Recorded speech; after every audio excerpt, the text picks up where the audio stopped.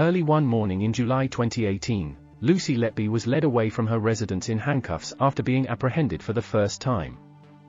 The neonatal nurse, who was 28 at that time, was to be interrogated about truly unimaginable offenses that, upon conviction, would designate her as the most prolific child serial killer in modern times in the United Kingdom. Her apprehension ensued a meticulous 2-year inquiry by Cheshire Police that, at its zenith, engaged almost 70 officers and civilian personnel. Welcome to Slant News.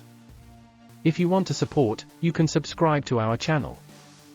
The sole focal point of Operation Hummingbird was to scrutinize the unsettling and inexplicable surge in fatalities and nearly fatal collapses of premature infants in the neonatal division of the Countess of Chester Hospital. Within mere hours, reports of Letby's detention were headlining across the globe. She was initially released on police bail, but subsequently detained on 2 more occasions and finally indicted in November 2020.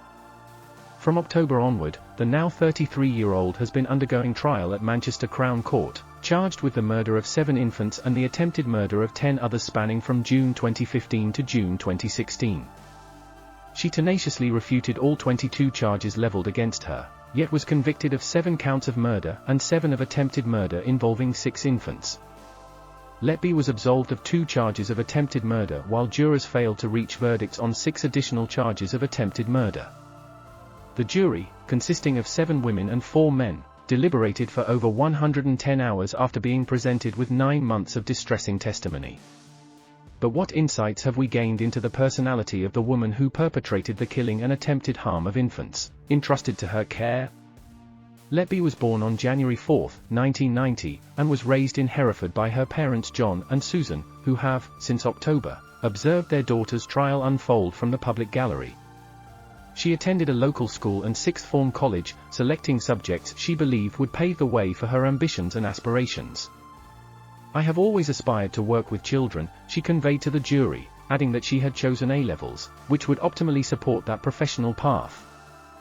In September 2016, Letby received formal notification from the Royal College of Nursing that she was under investigation regarding the infant fatalities. Earlier that year, she had been relieved of clinical duties and reassigned a clerical position in the Risk and Patient Safety Office by hospital administration.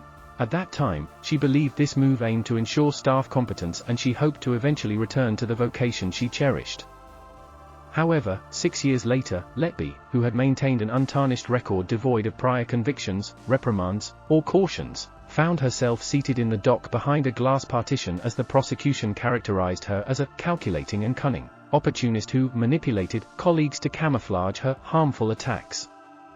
Her defense team posited that the fatalities and collapses were attributable to repeated care lapses within the unit, and she was a casualty of a system that sought to assign blame for its inadequacies. Throughout the trial, jurors were given glimpses of Letby's extra-professional life through her once private WhatsApp and social media exchanges, which were shared with the court. "I used to lead an active social life," she related to the jury. "I regularly attended salsa classes, went out with friends, embarked on vacations with companions. I frequented the gym." She became emotional as images of her residence, where she was initially detained, were displayed to the jury. Letby resided in staff accommodations at Ash House, before residing in a Chester apartment for approximately 6 months. She relocated to Ash House again in June 2015, and then purchased a house on Westbourne Road, Chester, in April 2016. A snapshot of a kitchen bulletin board featured an array of images and letters, along with a poster crafted by her godson, proclaiming, "#1 Godmother awarded to Lucy Letby." Upon her bed, Winnie the Pooh and Eeyore stuffed animals were nestled, while a drawer in the living room harbored diverse documents and medical records for her 2 feline companions, Chris and Tigger, and Smudge. Letby has remained in custody since November 2020, and has spent time in 4 distinct correctional facilities. Her trial has captured the attention of readers worldwide, with many struggling to comprehend how a neonatal nurse could perpetrate such atrocious deeds. Here we wrap up the news on this topic.